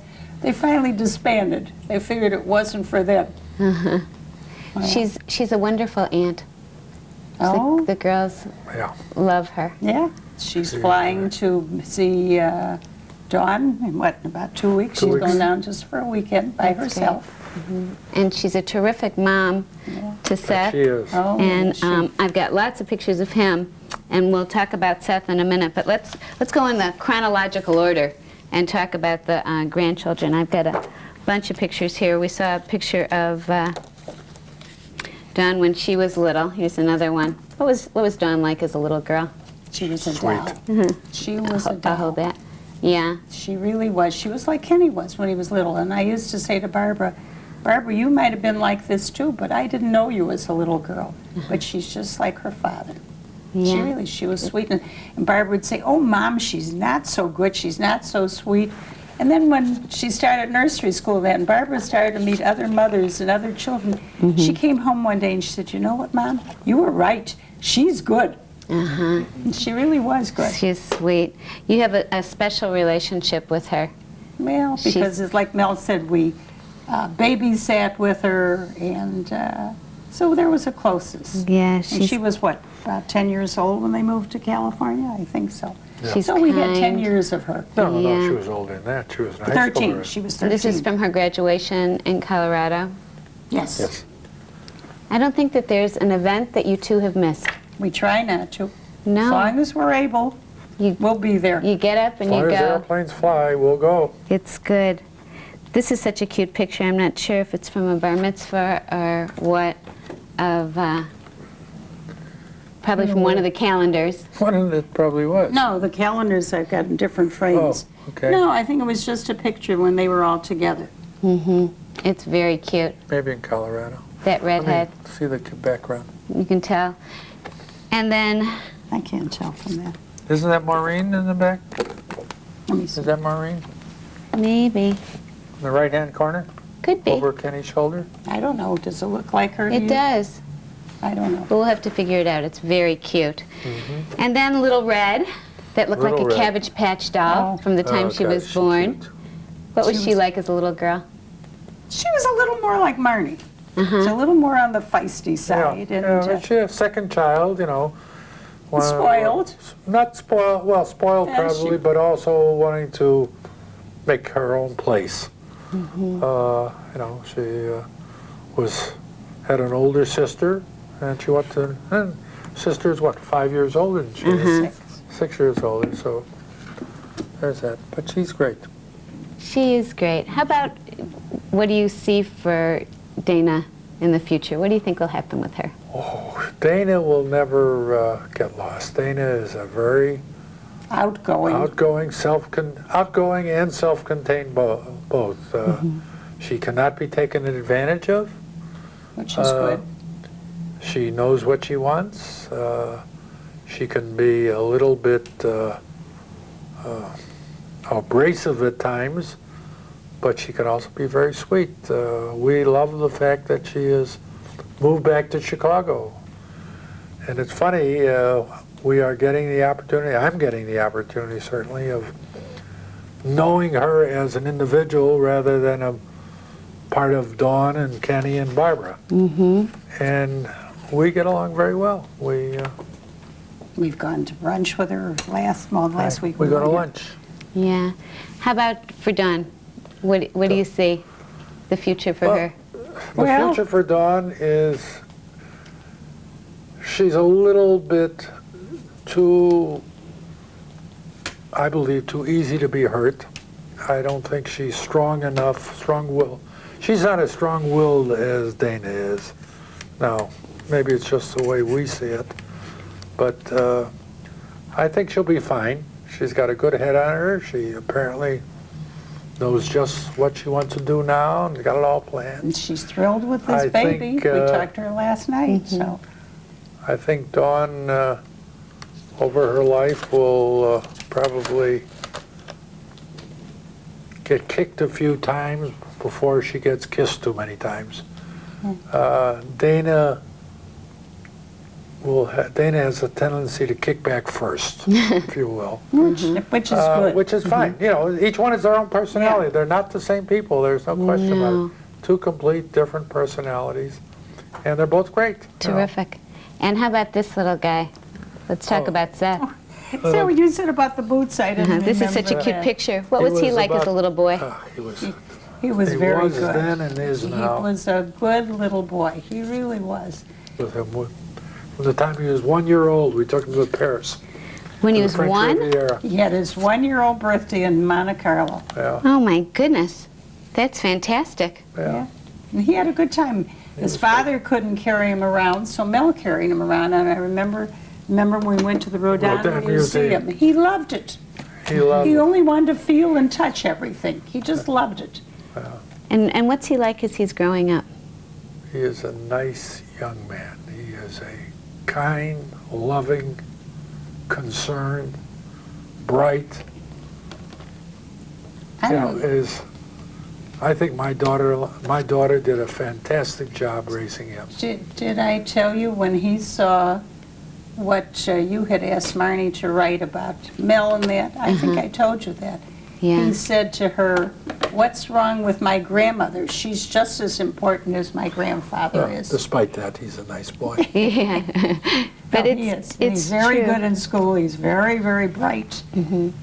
You take him on fishing trips? He did Well, this a year. Tell me fishing about that. trip. I'm not a fisherman, but we took him, You took my him. partner Steve Schwartz and his father Jim took Steve's one son with, and I took Seth. We went to Canada fishing this past summer. Had a good time. Seth loves fishing, and We don't know where he got it from. I but don't. I'm not a fisherman. I don't have any desire to. But I went to the Northwoods to a fishing camp that if somebody paid me to go normally, I would say no. But But he wanted to go, so you went? well, he is not that he wanted to go. I called him up and I said, Seth, how would you like to go to fishing camp with? How would you like to go to fishing this summer? He said, I love it. So we went fishing. I think that's We have a fantastic. good time together. He and I get along well. And Marnie and I went to New York. We had a good time. That sounds like a better place to go. But no, I shouldn't say that. Fishing is fun. I just went fishing. Did you? It's good too. Okay. How about when the family gets together, all together? What are those occasions? When Fun. Fun times. Fun for us. I don't know about them, but Fun it's for them us. too. Yeah, I hope we, so. unfortunately, with Dawn in Colorado, and Dana was in Colorado, Seth didn't get to see him very much, but when Dawn graduated, Seth went to the graduation party. After all, it was an event, everybody Oh, goes. We took him down there too once before. So we that took him went there, so he for a got to weekend. see, he doesn't really know his cousin Dawn that well. He He knows knows his Dana. cousin Dana better, and that's fine. And, But when when- we all get together, you know, we go to dinner, to me, that's the greatest event in the world. and his Uncle Kenny is wonderful. And but it's funny, when he was a baby and we used to go to Marco Island, Dawn always sort of sat back and she'd say to Dana, "Oh, you can carry him, you can feed him," because she knew Dana wanted to. Sure. And so consequently, he knew Dana much more than he did Dawn. Right. But he says he always has the sense of feeling loved. Mhm. He That was, from by both of you everyone. to his family, Yeah. he says he feels loved, and he looks at you, Mel, and says that he hopes that when he grows up that he can be like you, because you are a mentor. He appreciates your morals, and he appreciates the fact that you taught him to love, and those things you certainly can't buy. He also said of both of you that you're the most charitable people that he knows, and Well, so that's, he notices the things that you do. Yeah. well, I because hope we the try important things, that's all. we try to instill in him a responsibility to give charity, and he does. At his bar mitzvah, he elected to, instead of getting gifts, to donate money to two charities that he had selected. One was a child's cancer organization, and he is still not only giving money, but giving time. Yeah, I think you they're know, going to have some kind of He's doing thing some next sort spring of or something some for sort us. of event, And all of my grandchildren know how we feel and how our children feel, how Kenny and Barbara and Marnie feel, that part of our good fortune should be passed to, shared with others. Well, your Lieberman Shore Foundation certainly does wonderful things, and that's all individually they do wonderful things. They know you've taught them the importance of giving back. Well, that's the question of the importance of giving it. I'm very proud of Dawn because last year, first year she really gave, she decided how much money she could give, and she divided it up among, I don't know, about 8 different charities, but she researched the charities. She wrote letters, and she wrote checks, I think, for about $500 each to each of 8 charities. And I was really very proud of her. That's pretty wonderful. She did. But it was not just given. Right. It was given because she wanted. She gave some to Pediatrics Aid because of Elizabeth Glazer, and she wrote to whoever she wrote to, and they got a nice response, and some Denver charities and others that she researched. So hopefully, you know, it's something that they will become indoctrinated with. Well, I think they will. It comes from watching. Well, I A hope lot so. of it does. And part of what you guys did when you were doing your part of charity and being involved, part of that was charity organizations. Like, which ones were your favorites? I used to work for multiple sclerosis, and I worked for Chicago Mental Health, which isn't in existence anymore. And I All mental health problems have been cured. I got a few we could work on. So I did a lot of work for them, you know, and So they saw. it was very nice. Yeah, and then you're also involved in political things. I've got some pictures here. This is from Skyline magazine that shows Mel with Rosalind Carter. And then I have here a Christmas card from the White House. From the Carters. From the Carters, which is pretty wonderful. It's a great souvenir. And then in this envelope, let me find it, you were invited to the inauguration. Well, there were 2... President and Vice President of the United States. You notice it's a generic invitation because it doesn't say who they are. That's interesting. How come? No, I'm convinced that they use it for every inaugural. Oh, Save I money. don't- I don't But think- there I are other don't affairs. think so. That was probably Johnson's inauguration. I don't think so, because that's Well, a pretty we've only got the 2, Johnson and Carter's. Johnson and Carter's. Okay, and then you've got this wonderful program, and you were also at the inauguration from Governor No, Dan Walker. Dan Walker, right? yeah. This was a reception at the inauguration for the governors of the state. Yeah, and we Which were is neat. We were at a lot of parties. from the And inauguration. this one, which picture do you think this was from? Is this Johnson's? No, Johnson's. I think it was Carter. Johnson, I had a black dress on because my son swears he saw me on television. Oh. That And I one was, said, how do you know? He said, you had a black dress on, Mother. I said, well, I did, but you were pretty safe to say that. Yeah, that's Carter's inauguration. That's Carter's? Okay, and here's the invitation to Dan Walker's inauguration. These are really wonderful. These are things that most people don't have and participated in. What was it like to go to an inauguration Oh, it was of fun. It was a fun. president? You felt like history was being made. Give me It was an not idea. just the inauguration, because at that night they had, I don't know, dozens of inaugural balls at every place in Washington you can have them. And the president and the vice president showed up at every one of them. What, Yeah, they went from place to place. whose inauguration was it that the Daley family were all out there?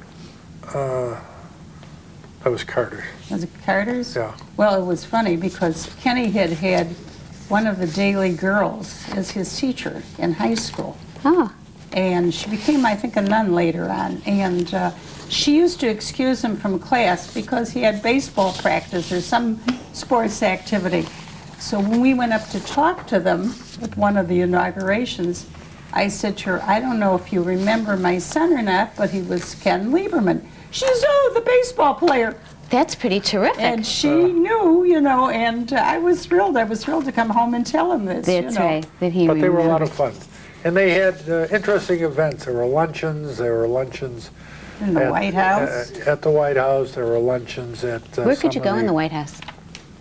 Could We you? didn't go up to the We didn't go family into the quarters. private That quarters, it was mostly, in- mostly in the public rooms. public quarters, you know, the dining room, where they have all this different china from each of the presidents. That was fun. We went to a sneak preview of a movie. I remember Yeah. we were invited to that. One you know. of the So it things that was fun. most interesting, we went to the Library of Congress where they had the original copy of the Articles of Independence. Yes. And that It was was a cocktail party. a cocktail party. It was fun. Yeah, and that was, By the end of the That was evening, you couldn't exciting. move your feet. You were standing on the cement for hours on end. but you Yeah. know. you know, But but we we were were a lot younger. younger. I'm gonna go and get some pictures of some of the other trips that you did, because I want to talk about those. So we'll break for 1 second. Always Yeah, well, there, It's true. TV. Although my daughter was stricter with Seth with the TV. Yeah. She didn't want him to watch the news broadcasts, and she watched what he one of the watched. problems is you're better educated than our parents were. Well, that's And, true, too. you know, and you know more about what's going on in the world, and you're trying to protect them. You're building a cocoon around them. You want to shelter them. It didn't work. You will not be hurt. I'm not going to let you get hurt. It didn't Well, work. Well, Mom, did you ever get hurt? Sure. No. Yeah, I got hurt. Well, I'll get it. You recovered? Sure. Came out of it? Well, My daughter, you know, she did a lot of things that we weren't happy with, but she knew she could always come home. always. She knew she always had our love. We weren't happy. My daughter and I fought for years. Are you taking this down? Good. Sorry to hear that. Go Yeah. ahead. Don't But let her true, do my that. daughter and I fought for years. We love each other dearly. I know my daughter loves me and I love her. I can't tell you how much. She, I think she's a wonderful person. she used to say to Mel, I hate you, I hate you. And I used to feel so terrible. And I said to her when she was older, I said, why did you say this to your father? She says, because I knew it hurt you too. So I got both of you. That's right. But, But she says today that she knew unconditionally you loved her. Absolutely. And you That's what gave she her was so right. much. So It's if you bring a child into this world and really want that child, what you bring to that child is unconditional love. You don't expect perfection. If you get somewhere above a B, you're doing fabulously. If you get an A, my God, how lucky can I be? It's not because I did something, it's because maybe we instilled a little something by example. right. Hopefully. Well, even the divorces today, our friends, they're still married today. We wouldn't even consider it. You had a fight, you made up. You did, or your parents said, make up. You can't come home anymore. I know Well, my you parents. asked me, something about our marriage. Well, you got to work at it. And I told you that before. It's a job like anything It's- else, only yeah. you work harder. Well, it's funny Because you thing that can't you just say that change because it. that's what I was said earlier without you. See? That it's like a We do being say in a lot of the business, same things. and you got to work at it, and you got to make it successful. Right. But you've got the goal is success Right. or happiness or however you want to define it, or children. It's all part of it. Part of your fun and your love extends to people outside of your family, and I just want to go through a few of these pictures. Tell me about these Well, this special is friends. A good friend of mine, Floyd Abramson, who is a lawyer here in Chicago. Lives in Watertown. Lives in Water Tower now. An attorney in Chicago that I've known him for a number of years. We're in a real estate deal together, but nice person. Oh, that's my partner, Steve Schwartz, and one of his fishing trips. Oh, wasn't He is it? a fisherman. No, that That wasn't on wasn't- our trip. That was the one, he takes them all the time. Why would he have sent us a picture Oh, I of don't that? know. And that's Phyllis and I with Julian Golding, another She called today, too, friend for many, many years. since our kids were all little. Yeah. Are these people that you, Still are Still know. close. Yeah, we still see them. His wife called here today. how about this group? Phyllis, you You might can want see to him point better, her. honey. Here, you got to leave it down here so we Yeah, can see I too. I got to look at it close first, Okay. that's all. Well, we are friendly. This woman just passed away about a year ago. But these are Yeah, the I've used this. Goldings. These are the Goldings that I said she called today. This is a girl I went to high school with. I didn't really know her well in high school. It was after we got out. This has been a tennis player of Mel's for how many years, Al? About 40 years we've been playing tennis. 40. This is my sister and brother-in-law, who we are not friendly with. I'm friendly with my sister, but we aren't with my brother-in-law anymore. And this couple, we're still very, very friendly with. Who are they? The Klessmans, Kay and Leon Klessman. In fact, we got a date with them for Saturday night. And These people you've been friends with for a long yeah, time. this is before her son was bar mitzvahed, and he's must be 51 years old. Oh, so that's neat. no, those are long-standing. And the Davises. And this, I think, was at a party that the Klessmans had for their 50th anniversary. And these are Seal and Bernie Davis, who are going on the cruise with us. And this is an old-time friend of ours, Irv Katz, who Mel used to bowl with him years ago. He's a man. That's the one I was telling you about, well in his 80s, that his daughter has taped a lot of his jokes and things like Oh, that. that's fun. And we don't see much of them anymore. They live in Lincolnshire. I mean, I call her, I talk to her, but he doesn't get around the way he used to. So, Did you have a bowling league when you were younger? oh, of course. You I did? bowled Of for- course. And then we I had one bowled in a together. Sunday morning league for probably 40 years. I don't know if that long. No, And then I sure. bowled in a women's league, and then we had a group together at Really? night. Uh-huh. And And- the couples didn't bowl on the same team, though. Oh, how come? Well, Makes one reason was that if we went on vacation, two people would be gone from the same team. So this way, if you were on different teams, there was only one. Oh, we were very practical. Very practical. But bowling was, in those years, was a good way to meet people in my profession. And as a matter of fact, a lot of the people I bowled with later became clients of mine and became friends. Yeah. Do you still bowl? No. No, I gave just we gave gave it our up balls about away. 3-4 years Oh, you ago. had your own balls. Of This course. was serious. Oh, yeah. Of course. I got a kick. We last Saturday in Florida, we went to my grandson joined the bowling league at 15, and we went to watch him bowl. I said, "Deja vu, world turns around, but it always comes back to the same place." That's right. This is the same anniversary party. This couple moved to California. Now they moved to Florida. They're the Youngers, Morton and Charlotte Unger. It's neat. And that must be the Zazovs. Yeah, the Zazovs. That's They're one the that other was picture. Mel's tennis partner. Now you say you're going on a cruise this week, but these are some pictures from trips before. Oh, Do you yeah. remember where you've been? Yes, this was in God, Marbella, Spain. the nerve to wear that jacket. Look at the outfit I have on. It's a beauty. The manager had a cocktail party. We went there 2 summers in a row. We loved it so. It was great. In the Costa del Sol. And this one? We're Must have been in Greece. Yeah, in Athens, Greece. Yeah, Did, walking. a That's what favorite you did. trip? And You did a lot of then walking. right here in the United States, I see Mount Rushmore behind you. Yeah, this Anybody in was our tour with the Weinsteins and the Schwartzes How on many that. people in there? Yeah, that was a group, the whole I'm tour. trying to see where. They're in there. I'm just going to take it for 1 minute. Okay, so and I I'll can see. put this one up. You were in That Osaka. one we were in Oh, Japan. here. Here, we're right down here. Yeah. all I six don't of know us. where yeah, we're right here. This is Go ahead. our group from the building here. These here, I'm stuck in there, and this is Mel and I, and this is the Weinsteins who live downstairs, and these are the Schwartzes who live upstairs. That's And I great. don't know the rest of the people, so. And let's guess where you are in this picture. We were on a cruise with the whole family. Uh-huh. And it was a Dutch ship, and there was a Dutch Party. dinner party or something, and they gave us all those ridiculous hats. Oh, they were nice. They were nice, ridiculous hats, you're right. It's fun. Well, I want to end with a couple of pictures of family, because family is so important to you guys, and there's some beautiful pictures of your family. And then we can do a little tour of the apartment. You can show me some of the things that are important. But I just wanted you to kind of review some of the family events. I don't know if you remember what that was I from. think we were in Hawaii on this one. It's No, couldn't be. That was the year Dawn decided not to fly with us. Yeah. So I'm I not don't quite remember sure that. where we were on that one. Don's in there.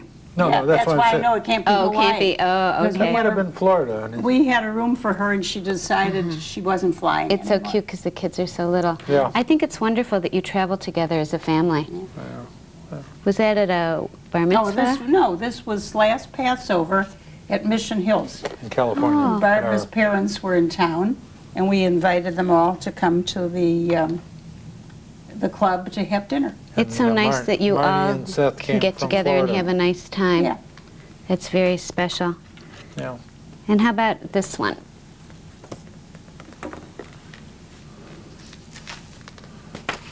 That must be the bar mitzvah, isn't it? No, it can't be Dawn's. No, thing. Dawn wasn't there. That's in Chicago. It must be at my It was birthday. our anniversary. Oh, our anniversary Because party. Dawn was there. It was Yeah. our 50th anniversary at the and, Drake Hotel. There's the, What did you do for your 50th? We had a party. The kids wanted to have a party. was We it kept the 50th? We kept telling them we didn't want a party. I didn't believe in it. And at the last minute, we decided to have a party at the Drake. The only other non-family member was Fred, Was Marnie's boyfriend. Marnie's friend, who Was- she's been going with for 4 years. 5 years, 6 They years, became 7 years. engaged. She didn't want to get married. And I said, why do it if you don't want to? This is a gorgeous Yeah, picture. that's That's a the good picture. bar mitzvah. That was in Florida 2 years ago at Seth's bar mitzvah. It's beautiful. In September. Only So- Dawn wasn't there.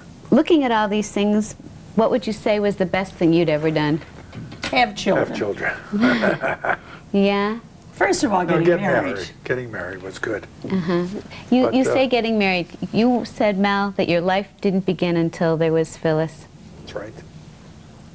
Did I ask you to repeat that? No, but I did anyway, which was a nice thing. And now all these years later, you're still doing things and having a good time. Yeah. How? What do you attribute it to? Hard work. Luck. Loving each other. Being a little bit understanding. Giving in to each one. Giving in a little bit, you know. Not getting, we're a lot calmer than we used to be. You know, that comes with age also. You don't get it upset about things too much. We're going to take a break, and then we're going to go a little, just for a few minutes, go around the apartment, show us some of your treasures. I tell you, we have a lot of what we called our readers. We were collecting readers all over the world. We found it very interesting, got carried away a little bit, but that's what all these things were. And I don't know what else. That came from China. Somebody bought that for me when we were there for a birthday gift. And the owl, Mel used to save owls, so that's how we have the owl. And this is Dawn, and this is Dawn and Dana. And this is Marnie and Seth when he was a baby. And that's one of your groundbreaking ones that Seth was there with the hard hat. Yeah, he was 2 years And old. Dana and Dawn, and this we bought in Panama. Why, I don't know. We couldn't find anything we liked, so we bought it just to have from Panama. The cups my mother-in-law used to bring back from Canada. She had relatives there, and they used to give her cups, so she used to bring the cups and saucers back. And this, And show us these. Now, why don't you stand next to Phyllis? this is from, we buy that in China. We Yeah. bought this in China, and all the weight we collected from all the Paperweights, paperweights we collected from all over. It's gotten out of hand already. They're beautiful. And Those 2 paintings we bought in Monte Carlo. that one Dawn likes. I have to give it to Dawn. She's always said she wanted it, and she didn't have an apartment. So we are hereby bequeathing it to her. Yeah. Okay. In Florence, Italy, in the synagogue. And these are just paintings from here that we hibble. And this was off the coast of France that we were with And the kids. most of the things in That's your collection. Yeah, most of them, there are a whole collection of snuff bottles that I once collected, and I, years ago, decided to stop them because there were too many fakes on the market, and I couldn't tell the difference. This is interesting. In Panama, they told us there were gold frogs, and we didn't believe it. And we saw the gold frogs. They're poisonous. They keep them in a cage. And I had to have something from there. Oh. So everything is from someplace or I another. It see a just, plate down there from Dana Lieberman that she made. That's a treasure on the bottom. Yeah. Yeah. And this beautiful screen from, where's this from? Where do we This- get the screen in China, honey?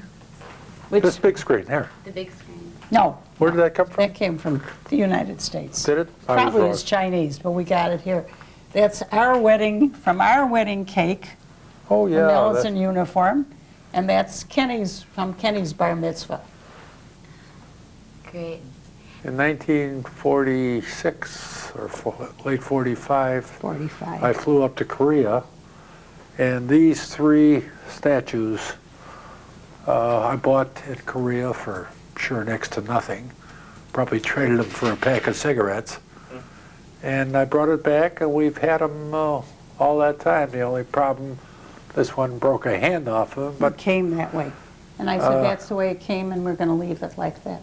it's just something that we've had for 50 years now or more. And the other two figures are from India, Yeah. and the boxes are something we saved from all over too.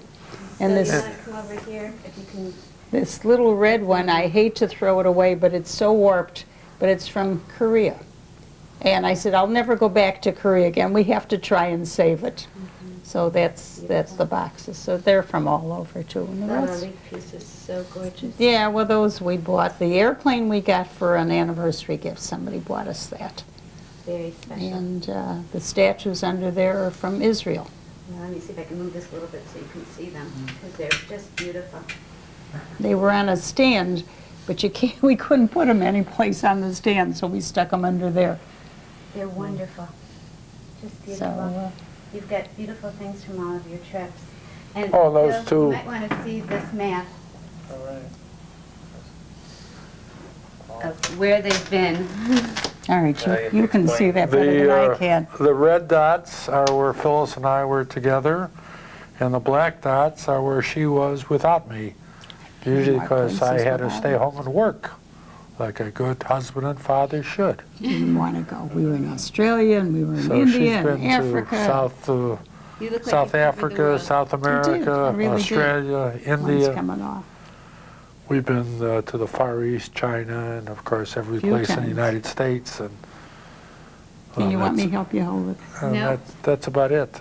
So Well, we, that's because, in truth, the world is yours. the world is our Well, apple. part of it. The world's a small our apple. We part. took a big Pretty bite out of great. it. Yeah. Any regrets? Something that you do again? Any regrets? No. Do you have any regrets? Not about my life. My life has been wonderful. That's great. Anytime you'd like to live again? Well, I'd like to go Well, back I'd like to to live about the tomorrow. age of 40. That would be nice. No, I don't. No, Not younger than that. no, I don't want to live. I've had